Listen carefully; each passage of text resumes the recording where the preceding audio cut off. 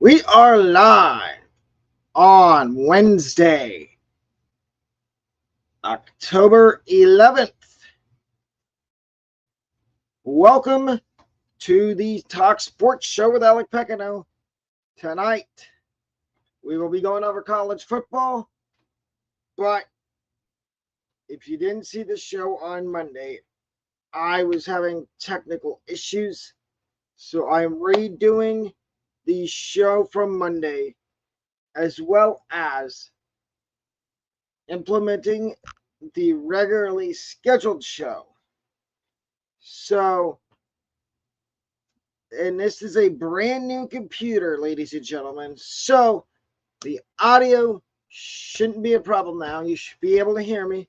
But let's get into the show. First order of business, fantasy football. My fantasy football player of the week from week 5 is Jamar Chase with 15 catches, 192 yards, and not one, not two, 3 touchdowns.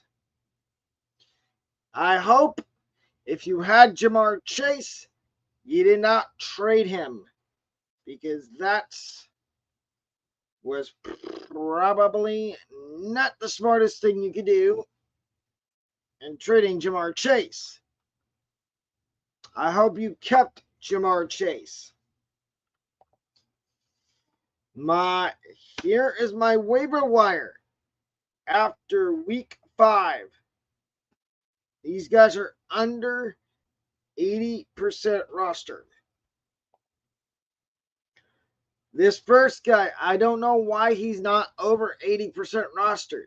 C.J. Stroud of the Houston Texans. Why is he still available in just over 61% of leagues? If you need a quarterback, I would highly advise and recommend that you pick up C.J. Stroud. My number 2 waiver wire player. This is another rookie.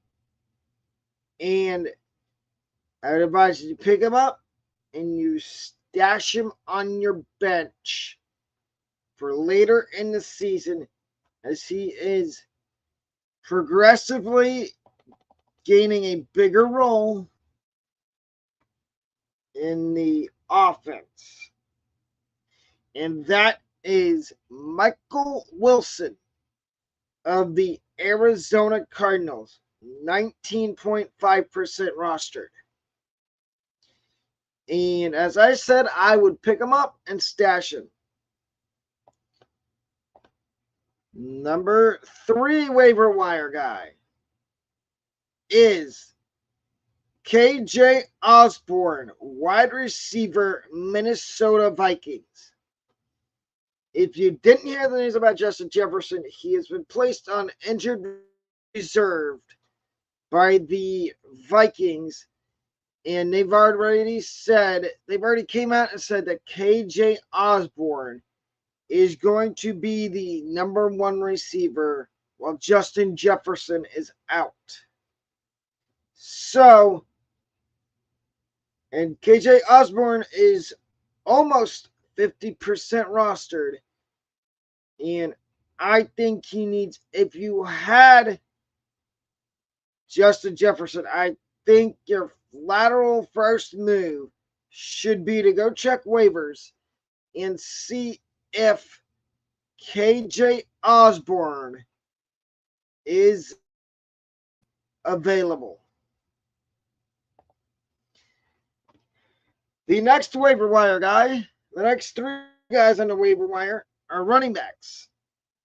2 of them are playing right now. One of them is a stash candidate on your bench for later in the season. The first guy, Tajay Spears. I think that's his exact roster percentage, but I could be wrong. I think he's only 25% rostered. If he's higher than that, please correct me. But I think I'm right. I don't know. But Tajay Spears is slowly eating into Derrick Henry's touches in Tennessee. And I think by the end of the year, Tajay Spears will be the number one running back in Tennessee. And my last two waiver wire guys. My first one, he plays on Thursday Night Football tomorrow night. Jaleel McLaughlin, 49.3% rostered. He is the guy I would want to pick up, especially if you have Javonte Williams. I know Javonte Williams was taken off the injury report, but the Broncos may want to ease him back in, that being Javonte Williams.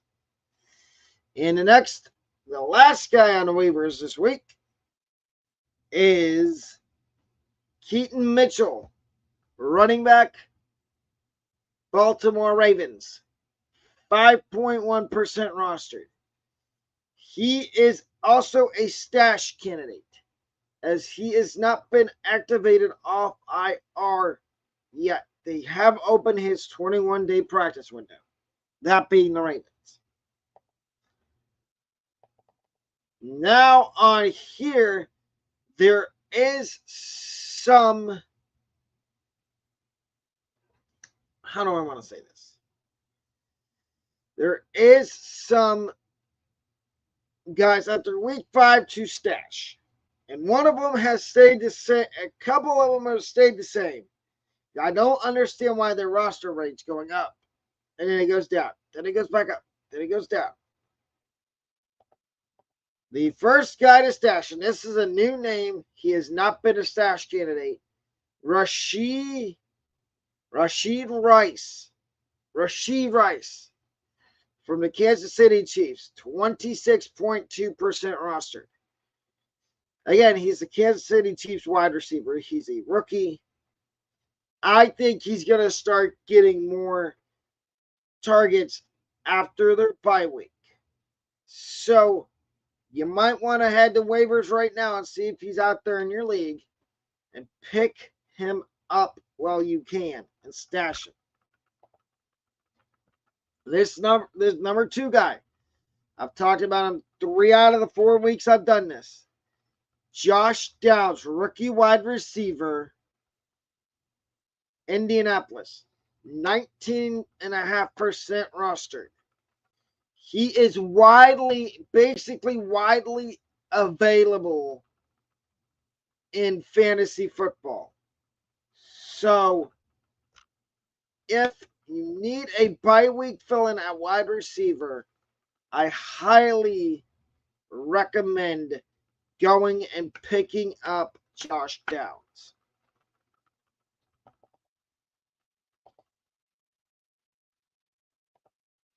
And the last stash guide to stash wide receiver from the Chargers, Josh Palmer.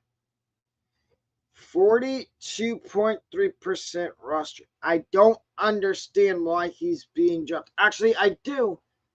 And the guy he's being dropped for, you will see in about maybe 30 seconds. Here are my long-term stashes after week 5. This first one is for people that have Mike Evans. As you know, he missed practice today. So, if either Trey Palmer or Devin Tompkins are on your waiver wire somehow, Trey Palmer shouldn't be. He should be rostered. I don't know why he would be available, but if he is and you're a Mike Evans owner, I would recommend going and picking up Trey Palmer and stashing him on your bench. And same with Tompkins. Because if Evans misses, Godwin moves up to the number 1, Palmer or Tompkins will be the number 2. And whoever's not the number 2 will be the slot receiver. And the slot receiver in the Buccaneers offense gets reps and gets targets. I mentioned this guy's teammate a few minutes ago in a waiver wire ad candidate. Quentin Johnston of the Chargers, wide receiver, rookie wide receiver. He will probably start getting more targets and catches this week as the Chargers are back from their bye week. And I would recommend, I just stashed him in one of my leagues. I picked him up and put him on my bench. And the last guy I'm going to talk about is another rookie. And he is the third string running back for the Cowboys. His name is Deuce Vaughn, running back, Dallas Cowboys.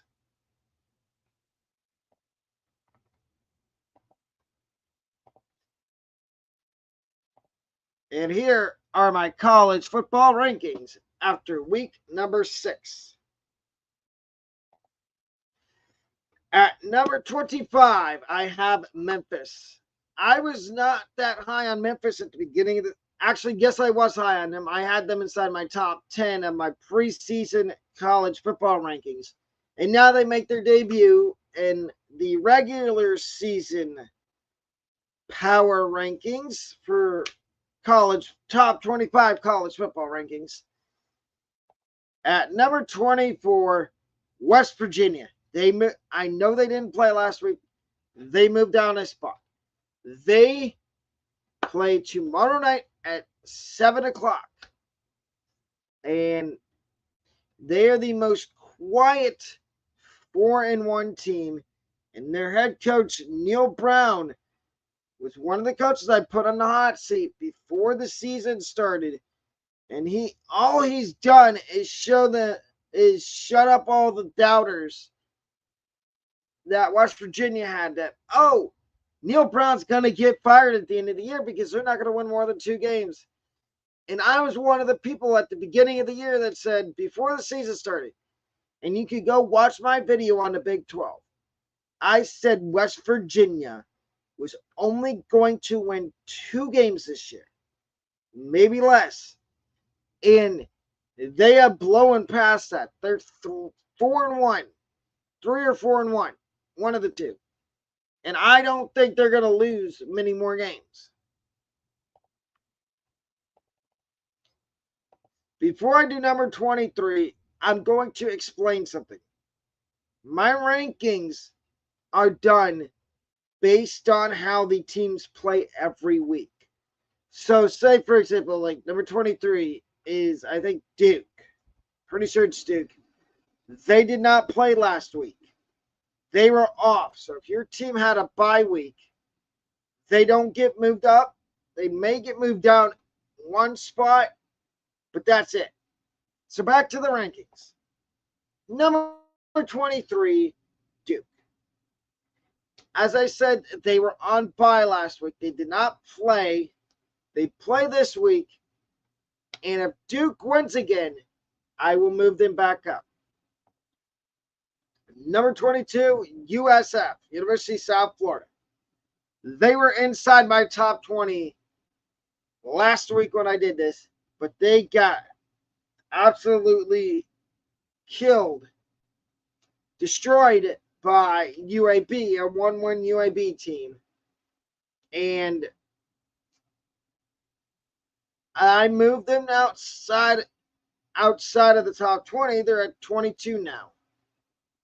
And if they win this week, I will be moving them probably back inside the top 20, depending on how bad they beat FAU. At number 21, Iowa. They're back in my rankings.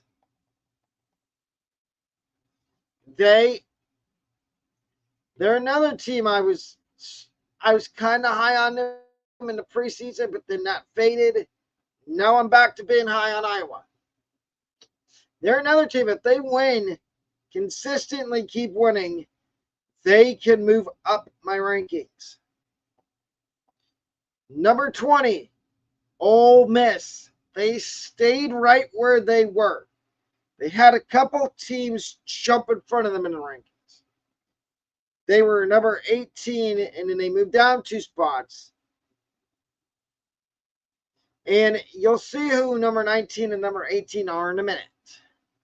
But Ole Miss, I like Ole Miss. If Ole Miss wins, keeps winning, and they win convincingly, they're another team that could move up in my rankings.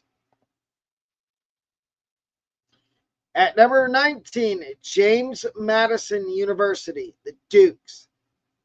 Undefeated, and they're at number 19. At number 18, a team that I had out of my rankings last week when I did them, LSU. They are out no more.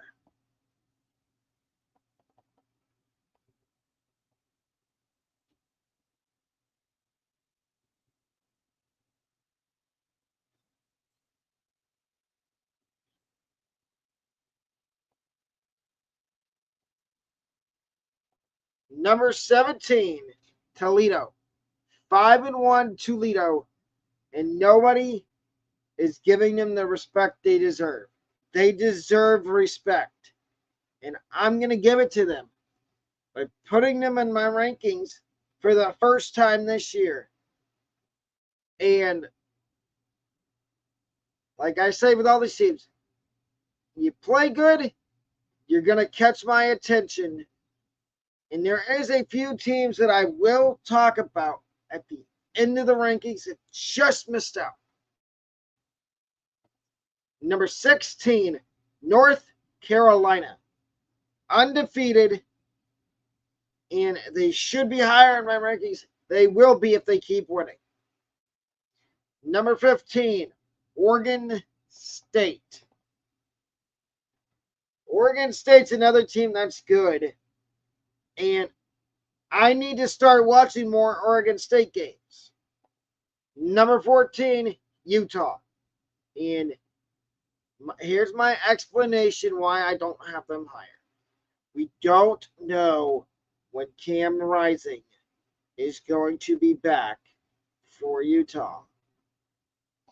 Number 13, Florida State. I know they're undefeated, everybody. And I know they should be inside the top 10.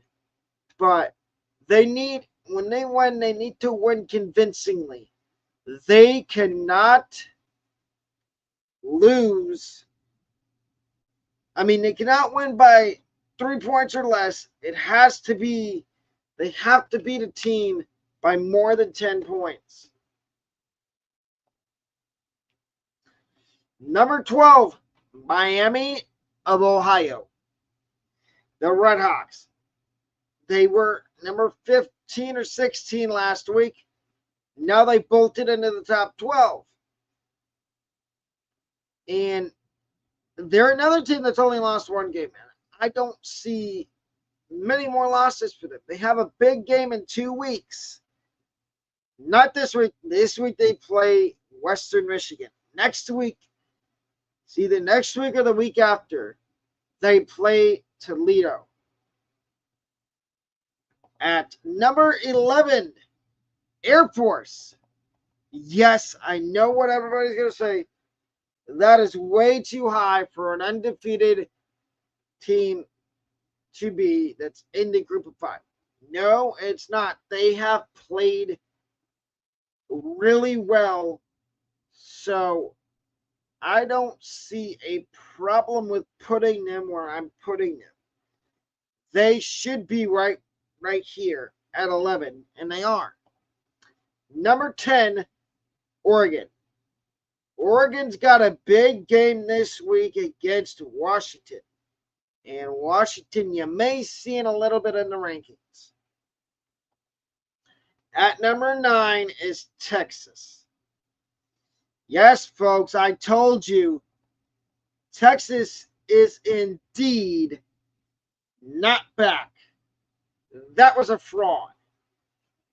That was fake for people saying that Texas is back. They will probably still maybe win the Big 12. At number 8, Tennessee. There is a way Tennessee could be in my top 4 It's simple. Just keep winning, and you just keep winning and beat 2 out of your next 3 opponents by more than 10 points. At number 7, the team that beat Texas. Oklahoma. The Sooners. I was not high on them. That is why they fell out of my rankings last week. But they played a really good heck of a game against Texas. And this is where I put them 1 week after them not being in the rankings. They're now at number 7. At number 6, this one pains me. I'm not a Pac-12 fan. But USC will not see my top 4. I don't care how good USC plays. They will never see my top 4. Never. Because of their defense. That is the only reason they will never see the top 4. If they get a good defense, then we can talk about putting them in the top 4. At number 5, I mentioned a couple minutes ago, Washington. Number 5 Washington in my rankings plays number 10 Oregon this week.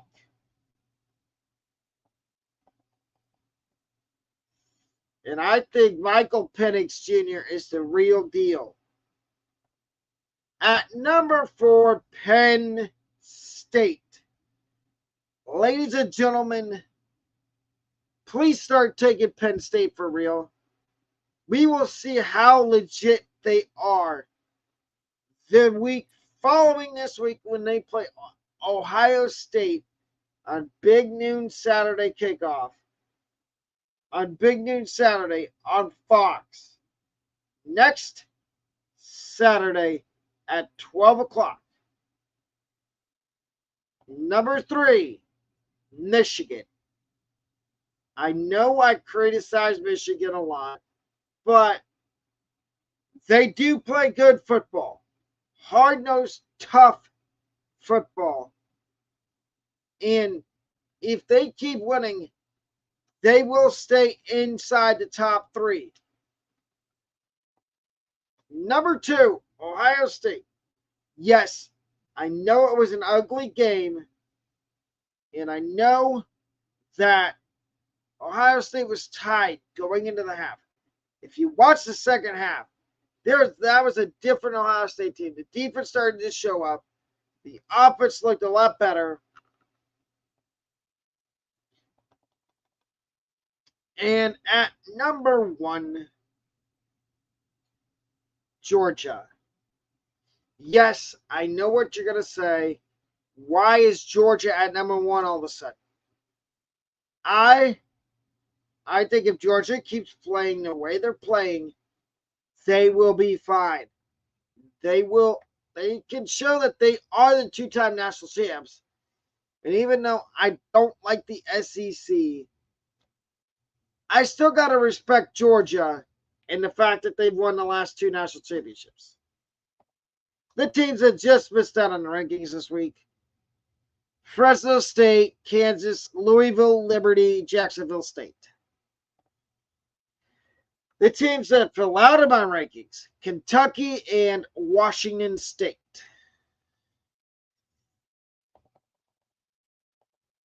And as I was saying, there is a couple games that I'm going to preview now.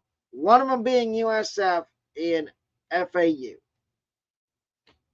And the first thing I'm going to say about this game is this is a bounce back game for USF. And I say that because they looked horrible last week against arguably one of the worst teams in the American in UAB. They should have beaten the tar out of UAB, but they didn't. And I don't like how people are already giving up on them and saying they're done winning. They're not going to win any more games this year. Slow your roll, people. Yes, they will. And I'm going to say, I told you so when they do. And the last game preview for this week, before we get into my college football upset picks and over-unders and cover picks, is previewing Western Michigan, Miami of Ohio.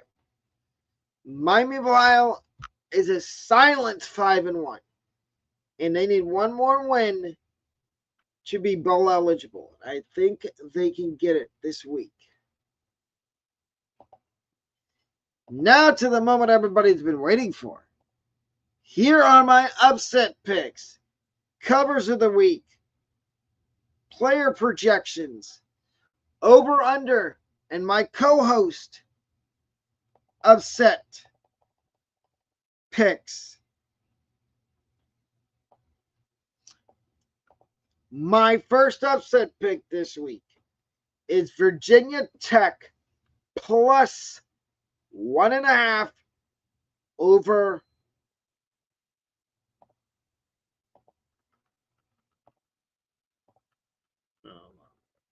Wake.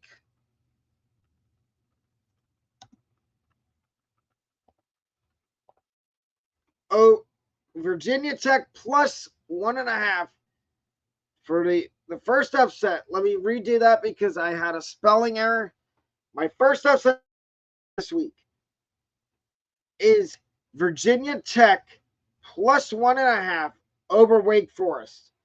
I know this seems like a lot, but I think if you realize how low the point spread is, and Wake is only favored by plus 1.5, that there is a chance this upset happens. My number 2 upset of the week is North Carolina State plus 3.5 over Duke. Yes, you're seeing that right. I have North Carolina State upsetting Duke. I don't know why. I just feel some type of way. I was completely wrong on North Carolina State last week, and I want to redeem myself and get back into good spirits with North Carolina State fans. My third upset of the week is UAB plus 10 over UTSA. UTSA is, I believe, down to their third string quarterback. Frank Harris is out. The backup to Frank Harris is out. So now it's Owen McCowan. If you've heard the last name McCowan, that is the son of former NFL journeyman backup quarterback Josh McCowan. His kid is now starting at his nephew or whatever, one of his relatives is now the starting quarterback at University of Texas San Antonio, and I have UAB plus 10 to pull the upset over UTSA. My number 1 cover this week is Auburn plus 11 over LSU. My number 2 and number 3 covers of the week. Number 2 is Pitt to cover plus 7.5 over Louisville. And my number 3 cover of the week is Illinois plus 14. So they're giving 2 touchdowns. And I have them covering plus 14 over Maryland. My player projections for week number 7. My first one, and I know what you're going to say. Michigan quarterback J.J. McCarthy. Over this week, he's going to throw for over 290 yards, 3 passing touchdowns, 50 to 65 yards rushing and 1 rushing touchdown. And Michigan wins. My number 2 player to watch this week is Joe Milton. He will throw for over 290 yards, 4 touchdowns, and 60 rushing yards. And my number 3 player to watch that I'm doing stat projections for this week in college football is Jalen Daniels of Kansas. Over 278 yards passing, 3 passing touchdowns for Jalen Daniels, and 40 rushing yards and a rushing TD. Now here is my co-host upset picks. He has Memphis +5 over Tulane. Michigan State +5 over Rutgers.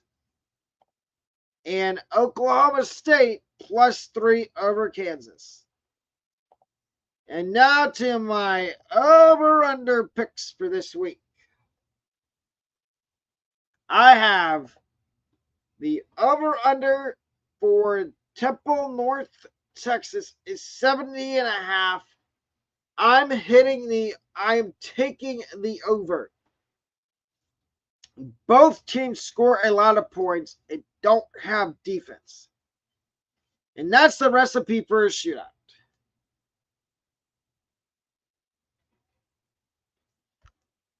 Hold up, let me make sure something.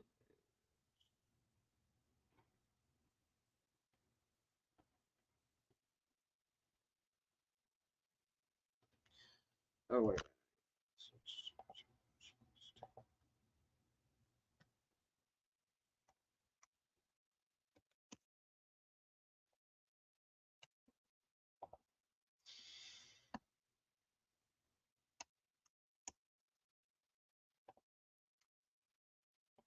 My next over-under is Arizona, Washington State.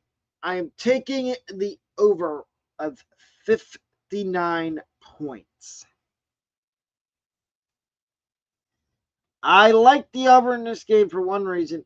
Arizona showed that they can score more than 35 points. And my last over-under of the game of this early slate of games that I'm going to be doing is Kent State, Eastern Michigan. I'm taking the under in that game of 42 points. And ladies and gentlemen, tomorrow I will be doing my NFL picks, but I will be also debuting NHL picks as well, winners and over-under picks for NHL games as well. And there is 2 streams tomorrow and Friday. So please come out and support both of those streams. I will catch y'all tomorrow morning at 11 o'clock and then tomorrow afternoon at 4. Have a good night. Thank you.